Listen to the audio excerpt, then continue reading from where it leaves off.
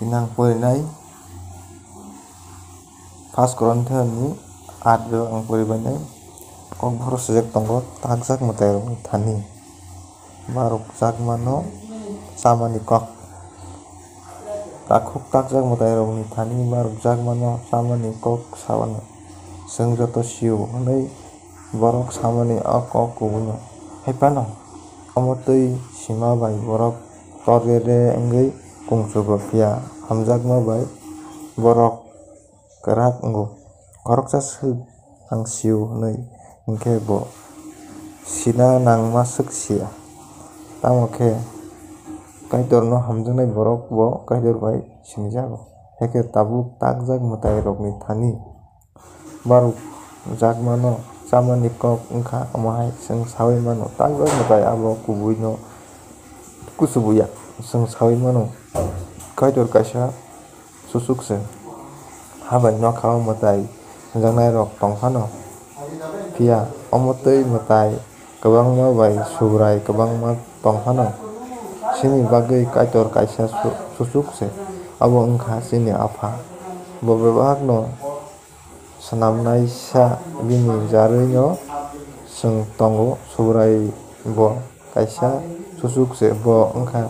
Jesu Christo bini yak tui no bebak swnamjak kha bini bisingtui no chwng tongo haipano jotono kok no sia baksa borok tagjak mutai rok no suri mano pogui manjago heke tabuk suda tagjak mutai ni thani barok jakmano jakhe abo tagjak mutai ni thani barok jak hinui uansugui jao borok kha sudrang khe chayani bai abul wngma kwlai o hinui kha kao haibano chamano nangma bai chwng kaitor bai yachakjak no chukya chwng chaya khebo mungsa manglak chakhebo mungsa manglak ho chwngdi norok bebak manwui no chawi manma bai poito rathaya rok no samungo ta khiklai di romdi tagjak mutai rok ni thani barok jakmano bwkha sutrang khe chawi manya khoroksa suk nwnghai sinai borok no mutai nogo chama nukha heke abo bai no bo tagjak mutai rok ni thani barok mano chana glada aboni bagui nwng sinai borok wngma bai poito rathaya borok komor nai bobo nini takhuk nini bagui bo Christo thwikha amotui kheno norok poito rathaya takhuk rok ni bwkhao